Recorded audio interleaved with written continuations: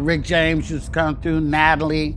I used to go to Rick James' house. Were arrested for tying up a female guest at their home, burning her roughly 20 times with a crack pipe and a heated butcher knife, and forcing her to take and perform acts against her will. James and Hijazi reportedly imprisoned music exec Mary Sauger, who had known James for 6 years. Sauger said the couple slapped and choked her repeatedly over the course of 20 hours. Okay, that's how I did it. I was very undercover. Nobody escaped, even myself, you know, and but the beauty is coming out on the other side, you know, because that was a wicked time, boy. That was a wicked time. One of the best singers, one of the best looking you've ever seen. Hold my drink. Chaka Khan just dropped a bombshell about the one and only Rick James, and it's exactly what we feared, and maybe secretly expected. they didn't know. That's a good trick. They did not know that they were not eating meat, you know, for a long time. You know Rick, right? The wild, erotic, and oh-so-charismatic king of funk, loved by many, feared by a few, and always the life of the party. Listen, when I was a young boy, growing up in the ghetto. But what if there's more to his story? What if the parties weren't always so glamorous? What if the man behind Super Freak had some seriously dark secrets? Now, when you're yourself and when you're not performing, what do you do? Where do you live? I live upstate in Buffalo, New York, outside of Buffalo. And have a ranch. Were they as fun as they seemed, or was there a sinister edge to them? Why did Rick's life seem to spiral so chaotically, despite his success and charisma? And what exactly did Chaka Khan reveal that has everyone buzzing? Let's find out. So I thought about it. I said, well, he can't mess it up because I will be singing it after all. It's my voice. But he found a way. By golly, he found a way to that up. Back in the late 70s, Motown Records was struggling, and that's when Rick James stepped in and gave the label a fresh, funky vibe that carried it through to the mid-80s. Even though he hit it big, things didn't stay rosy for Rick, and his career eventually hit some rough patches. The old-timers, the young-timers, to guide them. So I think maybe that's why they sample so much.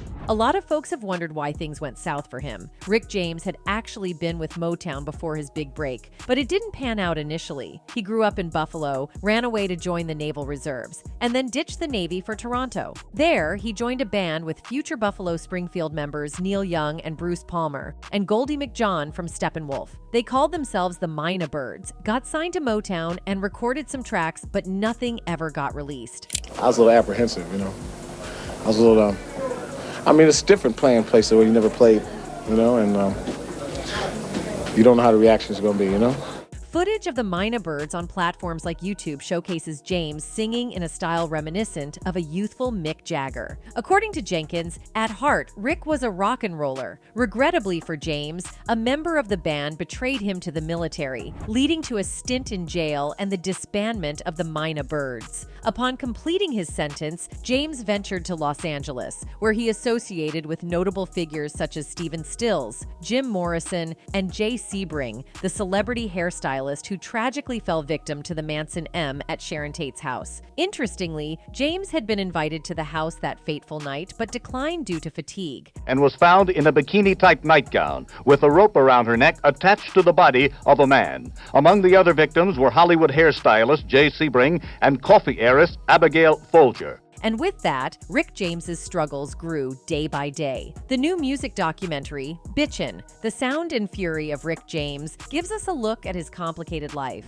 On one hand, you've got Rick James, the guy who created some of the most iconic and bold funk music of the late 70s and early 80s. On the other hand, there's the man who got caught up in D's, debauchery, and the relentless chase for fame, navigating a dangerous and chaotic path. Director Sacha Jenkins captures this complexity, saying, Rick set up a scenario where a happy ending was nearly impossible. Being Rick James wasn't easy. Jenkins had the tough job of telling the story of someone whose creative genius and joyful moments were overshadowed by deep darkness. At the height of his career, Rick James's life was intertwined with legendary musicians like Levon Helm, Neil Young, Joni Mitchell, and Jim Morrison. But at his lowest, he faced accusations of horrifying actions, including CA, underage S, kidnapping, R, torture, and DT. Jenkins comments, "There's so much to unpack back with Rick James, but once you start, the picture of the man begins to come together. To help us understand Rick James's life, the film features interviews with key people like his daughter Ty James, his second wife Tanya, his manager, and members of his talented band, the Stone City Band. These perspectives, along with some surprisingly introspective voiceovers from James himself, create a narrative that starts in 1950s Buffalo, New York. According to the musician's brother in the film, Buffalo was one of the most racist cities in America. Born James Ambrose Johnson Jr. in a family of 8 children, his father left when he was just 10. To support the family, his mother got involved in running illegal numbers games. Jenkins points out, Rick was exposed to vice at a remarkably early age. At the same time, he was diving into the world of great music. His mom would take him to nightclubs where jazz legends like Thelonious Monk and Miles Davis performed. Even without formal musical training, James taught himself to play during his childhood. Music fascinated him way more than school, so he dropped out in his mid-teens. By then,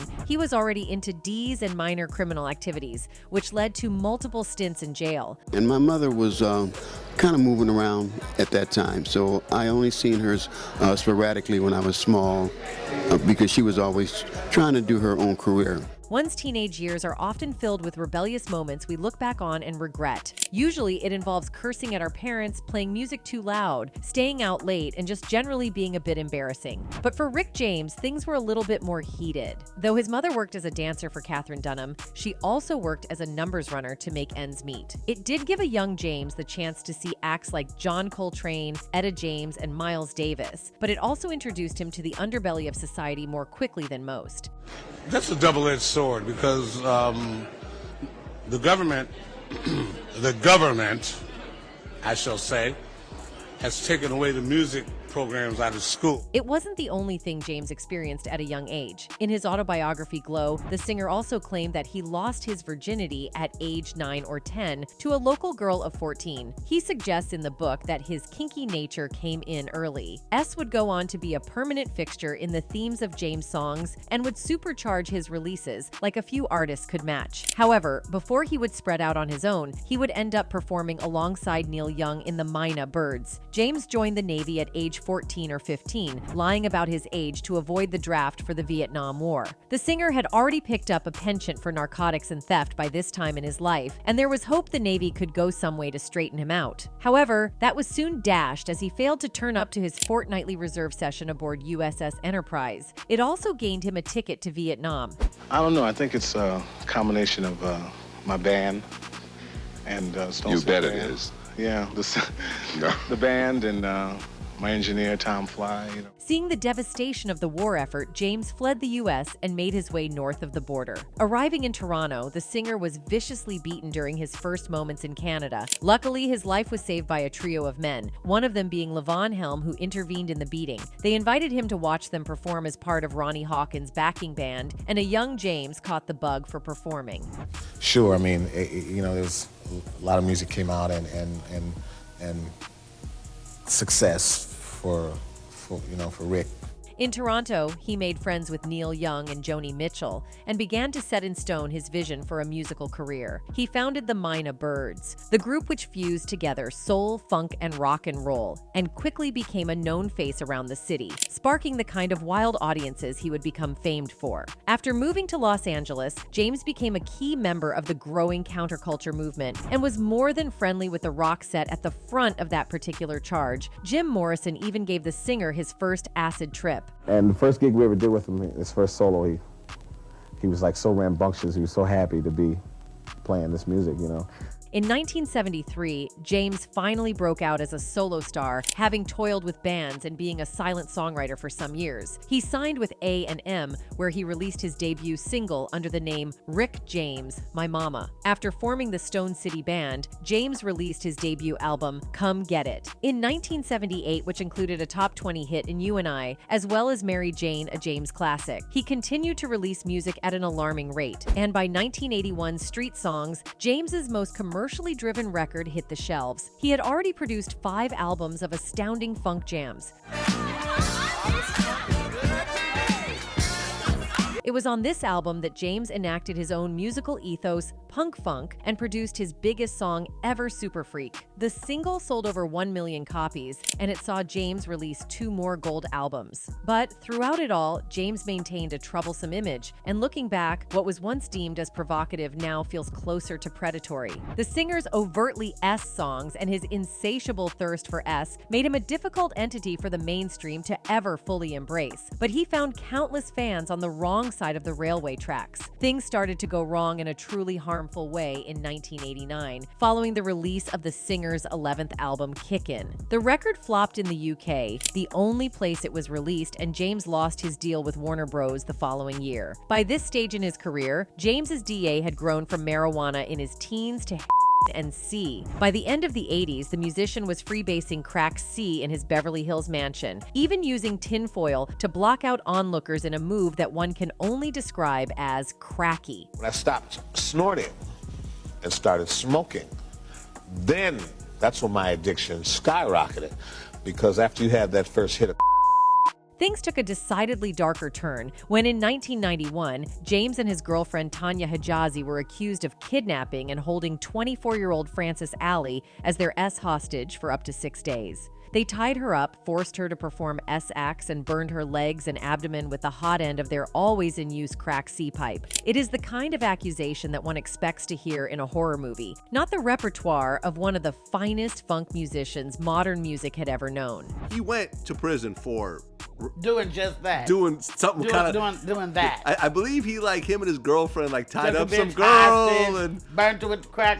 James was looking at a long stretch too. The singer was arrested and faced a maximum prison sentence of life behind bars if he was convicted of all charges that included A, with a deadly weapon, aggravated mayhem, torture, forcible oral copulation, false imprisonment, and kidnapping. Usually, when faced with such serious allegations, one would keep their head down and try to straighten up. For James, it was quite the opposite. While out on bail in 1993, he would a music executive marry Sagar while under the influence of C. He had met the executive alongside Tanya Hijazi for a business meeting when Sagar claimed the two then kidnapped and beat her over a 20-hour period. James was found guilty of both offenses but managed to avoid life imprisonment after being cleared of the torture charge. He served 2 years of his 5-year sentence in Folsom Prison, during which he lost a civil suit to Sagar and was ordered to pay her $1 million. He wasn't held for long. In fact, he's out. He's free again at this hour tonight. It would appear, for the most part, James spent the majority of his life trying to stay under the radar. That is until 1998, when he was once again accused of SA. This time, the charges were dropped at a later date. Whether it was his name consistently being in the papers or just his incredible connection to Eddie Murphy and his brother Charlie, Dave Chappelle rejuvenated James's career as part of his sketch comedy show. I'm one of the baddest of all time. One of the best singers, one of the best looking ever seen. Hold my drink. James featured in the skit Charlie Murphy's True Hollywood Stories and saw Chappelle take on the role of James as he enacted Murphy's stories, providing the now landmark line, "I'm Rick James." It saw James take up a role too, providing narration to the stories, usually punctuating them with the phrase, "C is a hell of a D." It was a humorous end to a career continually blighted by his character's depravity. cocaine is a hell of a A continuous stream of women frequented his residence for decades. Despite this, he entered into a second marriage with Tanya, who at the time was the same age as his daughter, a mere 17 years old, while James was 39. This, coupled with his treatment of women in general, might lead many today to label James as a misogynist. Jenkins, however, chooses to contextualize him as a man of his time, arguing that the rock and roll scene of that era was inherently misogynistic. He poses the question, how do you have judgment on a man who is reflective of his time? Even within the context of his era, James's expressed attitudes often clashed with others, including his record company and fellow stars whom he perceived as threats. He harbored a deep resentment towards Prince in the 80s, believing that Prince had appropriated his act. Similarly, he initially disliked MC Hammer's "You Can't Touch This," which sampled the riff from James's hit Super Freak. Interestingly, his perspective shifted dramatically when substantial royalty checks started rolling in.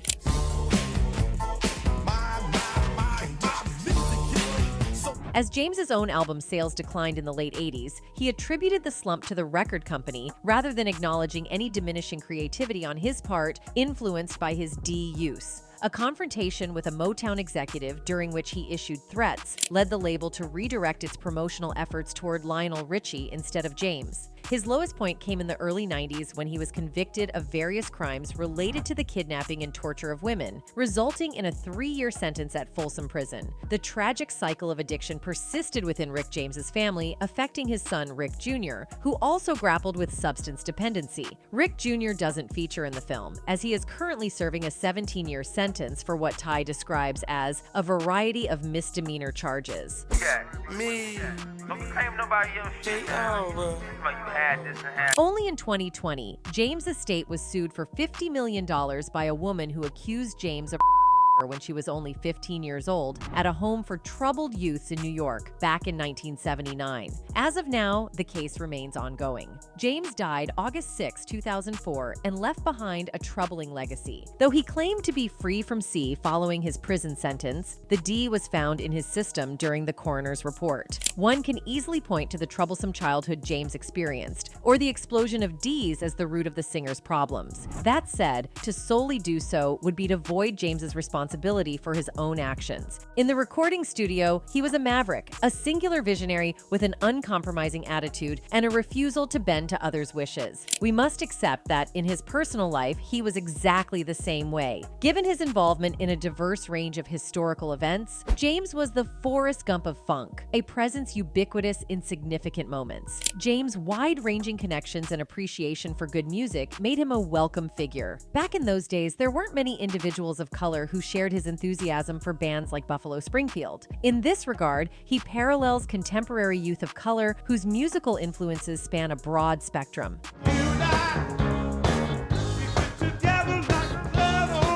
Despite James leading several promising bands, none garnered enough interest from major labels, leading him to resort to D running for survival. It wasn't until he reached the age of 30, after over a decade of unsuccessful attempts, that he discovered his distinctive sound. James, along with local musicians he named the Stone City Band, developed this sound in Buffalo, drawing inspiration from the funky rhythms of George Clinton. According to Jenkins, Rick took the music in his own direction, mixing disco with funk. James's initial 3 albums, commencing with 1978's Come Get It, showcased a tightly focused sound centered on highly danceable party anthems. The lyrics preached a creed of unbridled hedonism, even featuring a love song dedicated to marijuana titled Mary Jane, solidifying James as a stoner icon. While his music contained elements of progressive jazz, its musicality might have been lost on some listeners. Nevertheless, it resonated primarily with Black audiences, turning his albums into gold hits.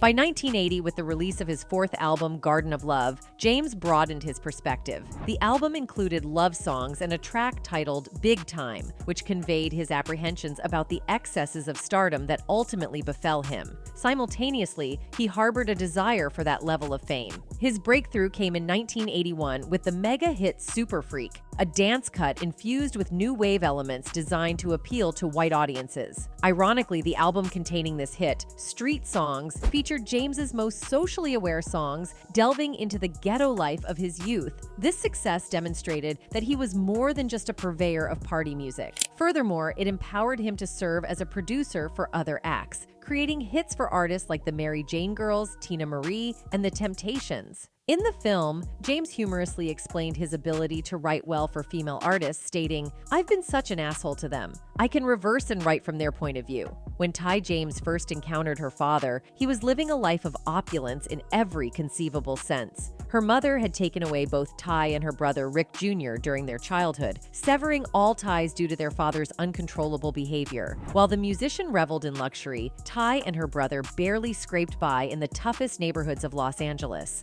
A remarkable coincidence, as detailed in the film, ultimately reunited the siblings with their estranged father. Ty James recounted the stark contrast, stating, "It was a real culture shock. We didn't own a car, And when Rick came to pick us up, it was like, do you want to ride in the Rolls Royce, the Mercedes, or the Excalibur? Equally startling was the lifestyle led by James. Ty often awoke to find women sprawled across the floor, having partied with her father throughout the night. It's an uncomfortable feeling, she expressed, but it almost seemed like normal life after a while. Despite James's shortcomings as a parent, Ty speaks warmly of her father, acknowledging their shared moments of joy. I was Daddy's girl, she said. We had a lot of fun and would just hang out. At the same time, I became the parent. I would be on guard all the time to be aware of who was bringing Dee into the house. In one distressing incident, James threw an object at Ty, causing a severe injury that required hospitalization. Yet she forgave him, recognizing even as a teenager that it's virtually impossible to stop an addict. It's a physical addiction.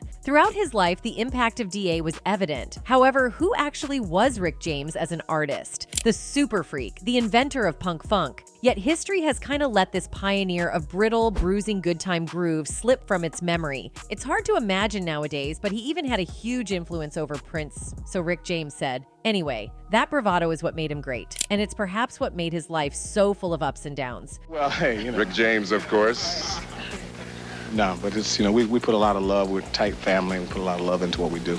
Yeah, I understand you've been having phenomenal success. Rick was gutted when he introduced his pal Greg Reeves to Neil Young, who promptly hired Reeves to play bass in Crosby, Stills, Nash & Young. An astounding bass player himself, Rick had hoped to get the gig. Soul music to be like R&B with acoustic guitars, and I ran into Neil. And he's playing in a coffee house, and I said, wow, that's perfect. He can come, But Rick loathed Prince. He reckoned the Purple One stole his act after supporting the punk funker on his first major tour. I think he hated him. I think it was a pressure thing, I think it was more threatened by than hate. Rick and his co-writer Alonzo Miller sued MC Hammer for publishing royalties for You Can't Touch This, and won. All three won the Grammy Award for Best Rhythm and Blues Song in 1990. Awkward. Rick claimed he'd never have authorized the sample if he'd been asked first. Never mind who you thought I was. I'm Rick James. After giving so much to the black artist and this industry overall, his health started to deteriorate. R&B and funk trailblazer Rick James reportedly passed away in his Los Angeles residence. One of his fans wrote, "I don't care what anyone says, he was a musical genius. He could play so many instruments, was an amazing producer, and was a great singer. It just sucks that his persona overshadows his immense talent." Another one added, "IDC, what nobody say about Rick James, he's still one of the greatest artists ever and still the king of punk funk. Rick James is a legend." That's it for today. See you in the next video. Until then, goodbye.